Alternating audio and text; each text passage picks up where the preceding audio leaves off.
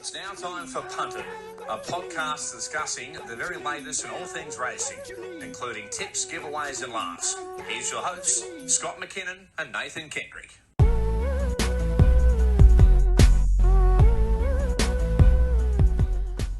Well, we're finally back here, Scotty. It's been a while since we've been in these seats, but the Punted podcast is back. Yeah. And we are lucky enough to be joined by Robbie Dolan, who is red hot at the moment, the man in form, especially since his move up to Queensland. So thanks for joining us, Robbie. Pleasure to have you on. No problem, lads. On that, mate, you've only been up here for probably 6 or 7 months now. Was that a difficult move to make up to Queensland, being in Sydney? Yeah, it was a difficult, obviously a difficult decision to make.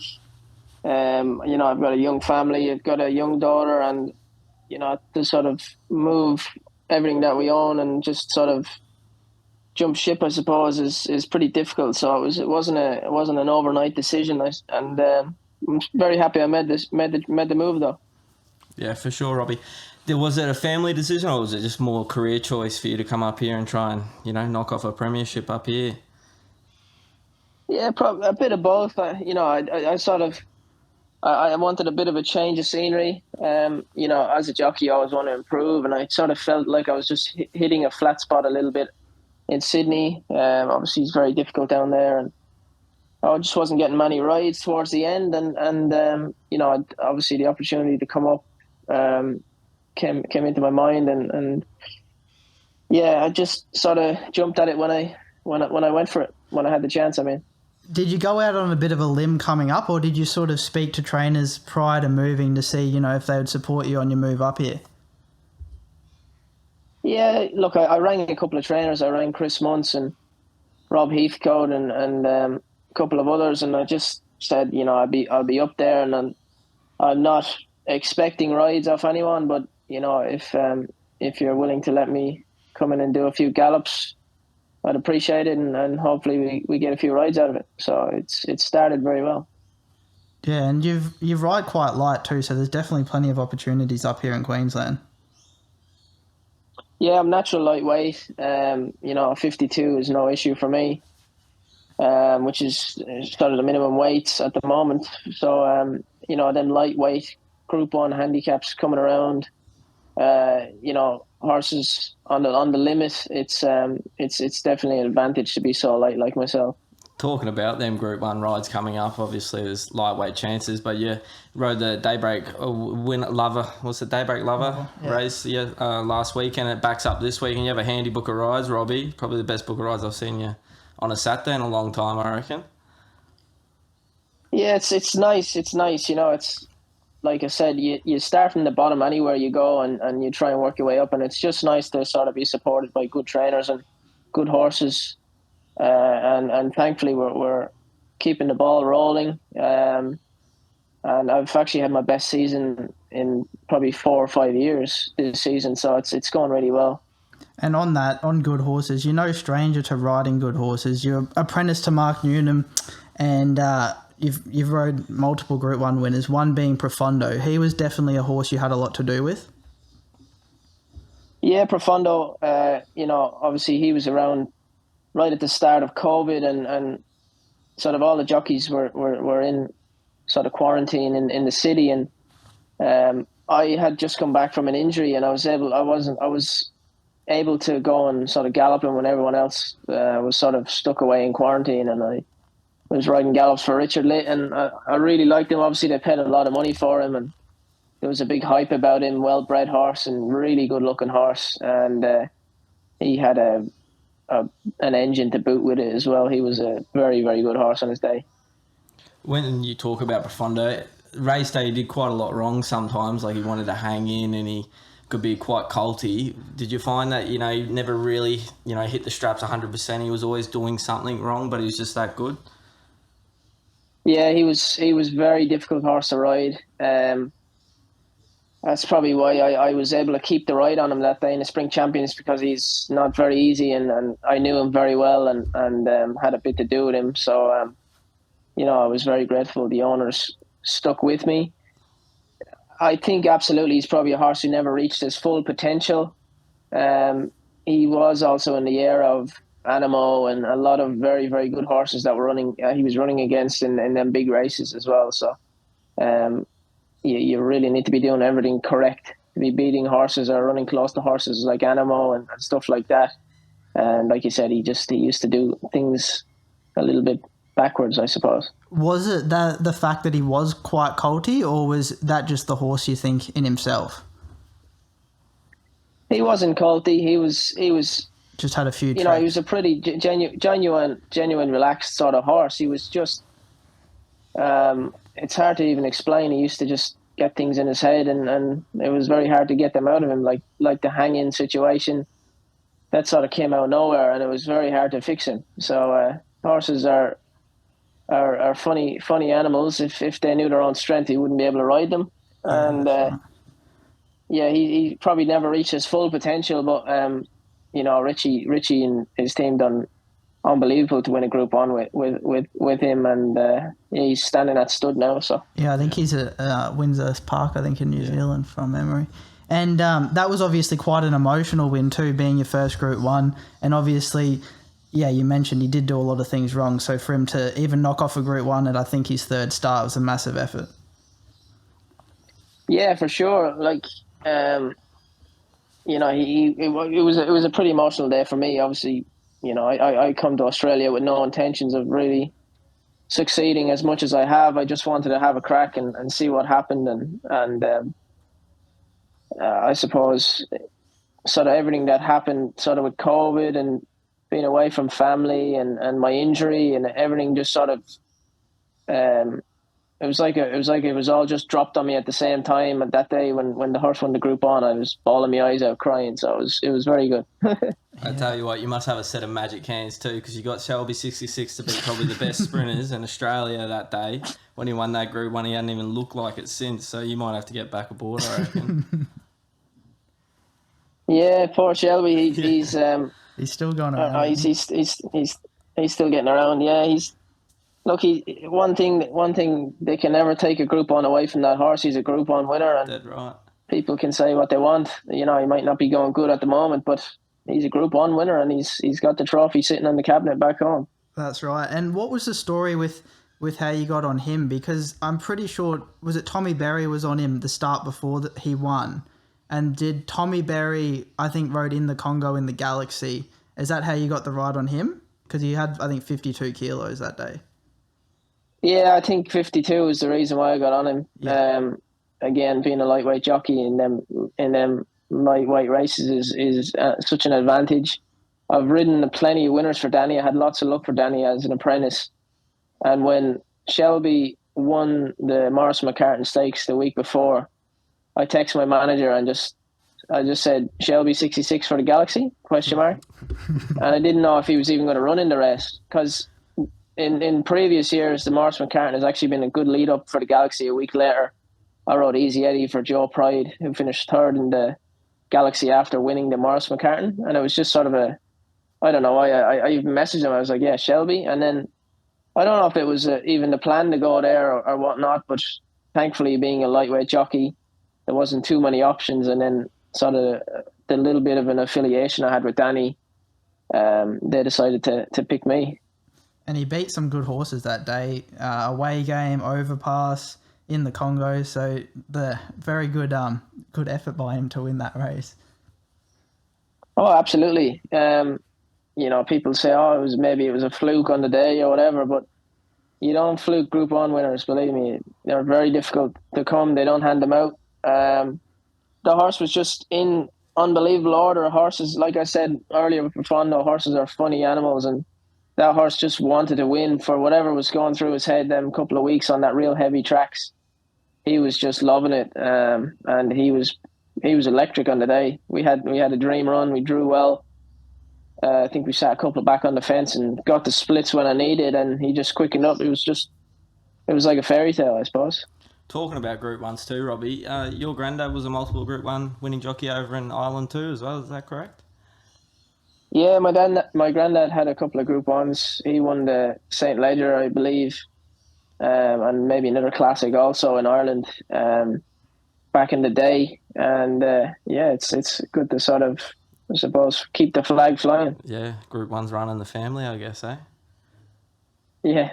Did he give you much advice when you first started riding? Because I think you said in a previous interview I watched, your mum was a jockey as well, and your dad was a jockey, and your mum also rode too. So did they have much influence in your riding style, or would you have to credit some of that to Mark Newnham? Yeah, look, obviously, my dad stays up pretty much every single ride I have to this day. He watches it from Ireland. He sets an alarm, gets up in the middle of the night, and watches. He probably knows the Australian riders and races more than the freaking Irish races. So he's pretty into it. And my grandfather was going through a sort of bit of a dementia and stuff whilst I was starting to ride, but. One thing is I do remember is when I was riding in Ireland, you know, he might not remember some people here and there, but he could tell me exactly what horse I was riding and how it was going and everything like that. So it's pretty cool in a sense.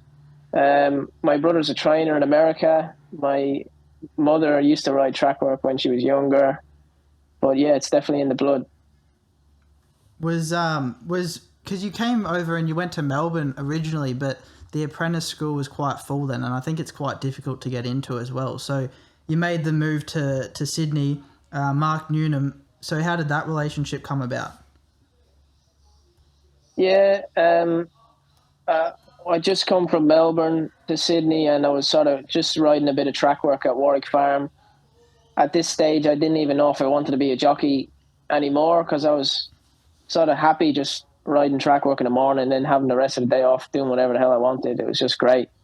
You know, I was, 20 years old, single. I didn't know what was happening. I was just all this money from riding track work. I've never seen money like it in Ireland. A few people like that too. Yeah.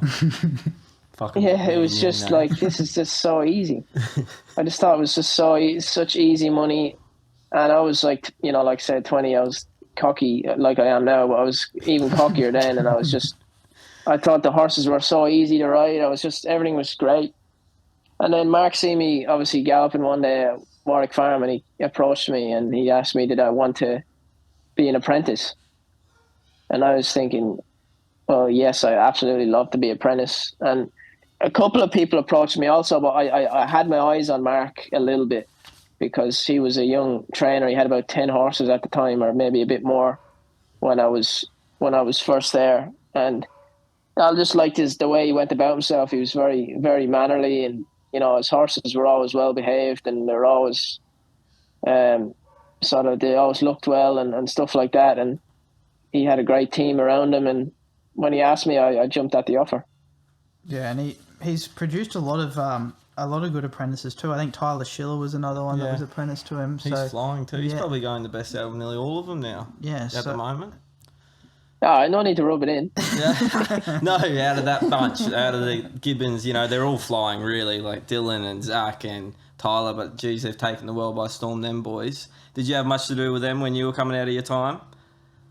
Oh, yeah, absolutely. Them boys are a level above me. I reckon they're very, very good riders. Dylan's a world-class rider, and Zach and Tyler are also world-class riders in their own right. And I think out of all of them now, Tyler is the one who, you know, people may have thought would be the sort of least of the apprentices in a sense. He's got such a peculiar style and stuff like that, but he's gone to a new level confidence-wise, and you rarely see Tyler give him on a bad ride. He's always putting him in the right spots, and he's always getting going at the perfect opportunity, and he's just riding unreal at the moment.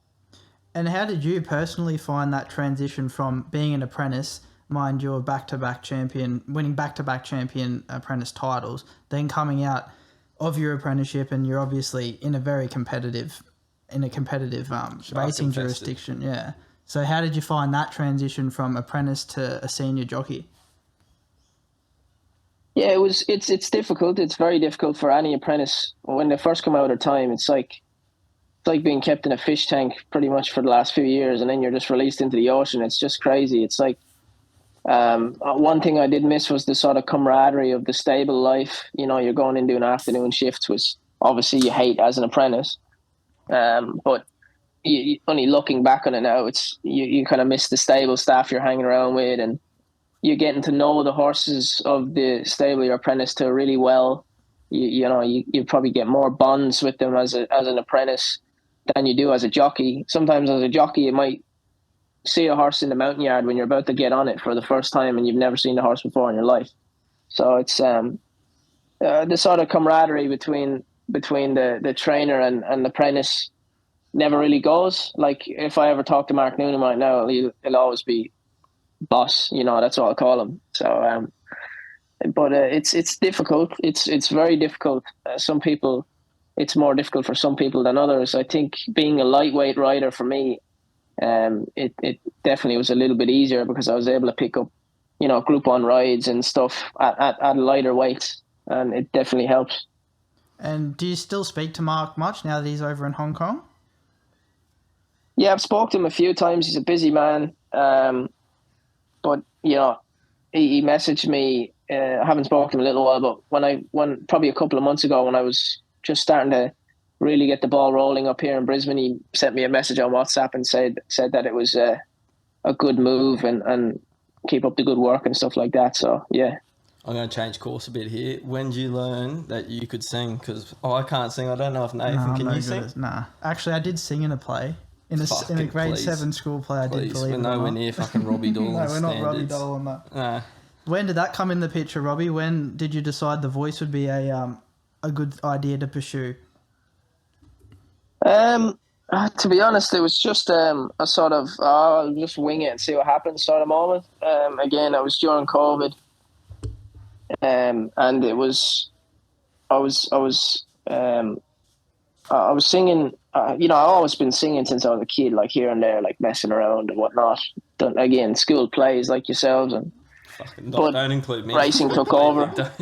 I was definitely I'll not. show you the video. I've got the video somewhere. I was singing in a school play. I've got the video somewhere. Fuck. That'll do me.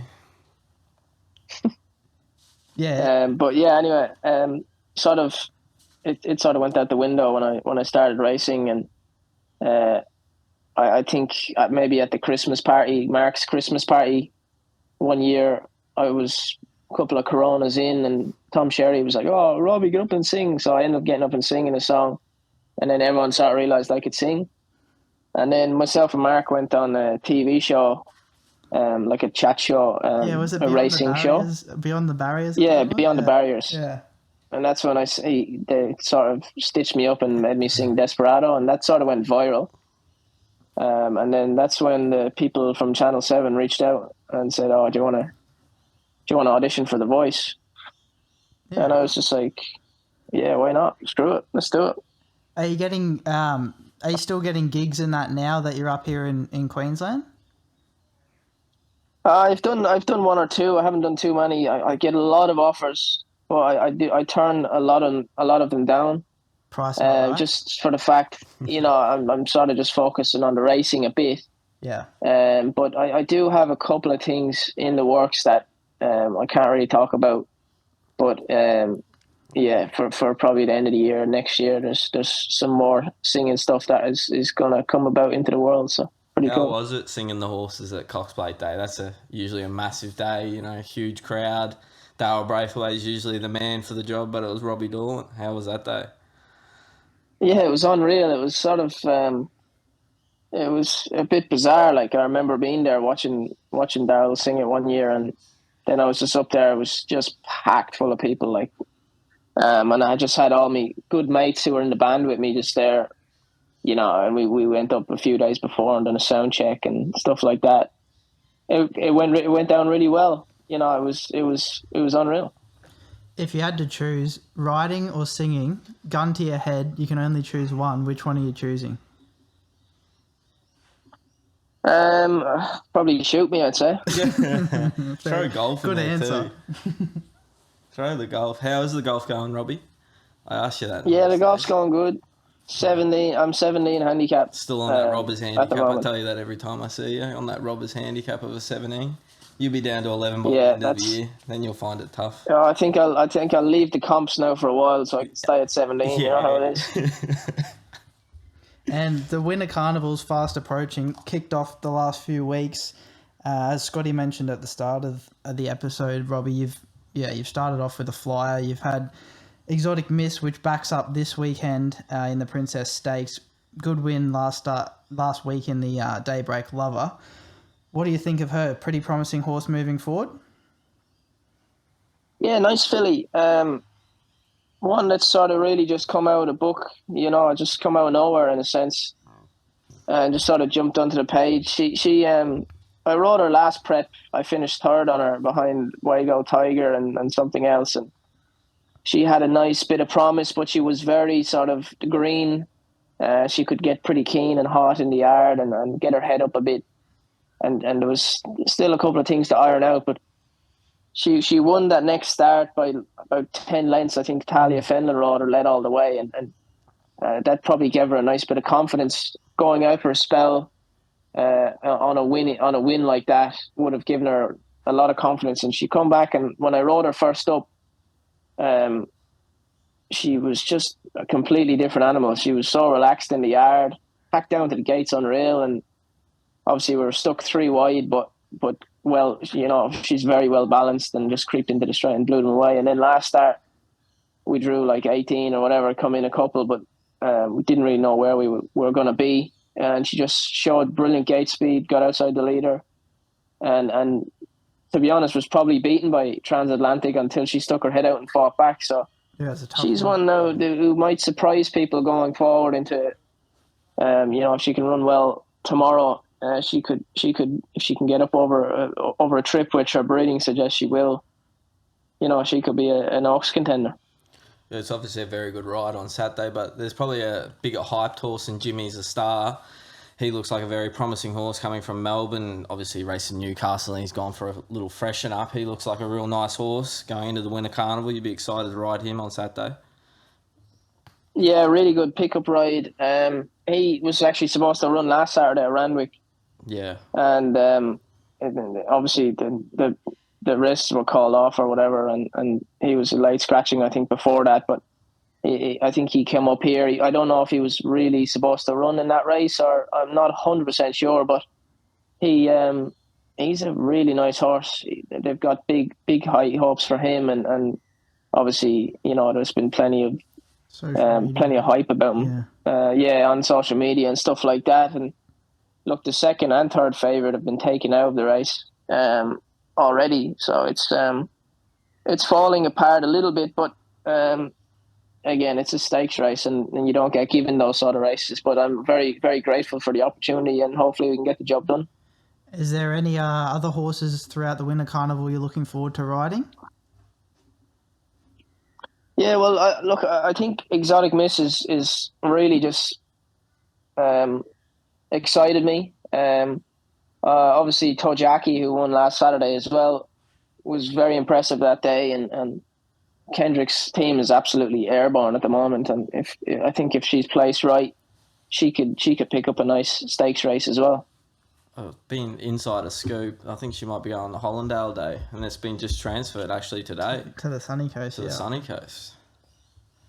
Yeah, I've seen that. It's which will probably suit her. Lovely big galloping track, and it'd suit her a lot more than home track as well. Yeah, that's right. Suit her a lot more than the Gold Coast. So, what about? Are you going to try get back on the grey horse? Can't recall one.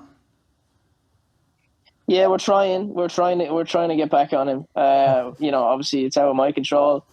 But look, that's out of my control. That's between the owners, and obviously Roddy rode him the last day, and when I was suspended and won on him, and it wouldn't be fair to jock him back off after that. So I'm sure if what Roddy wanted to ride, it's probably there for him.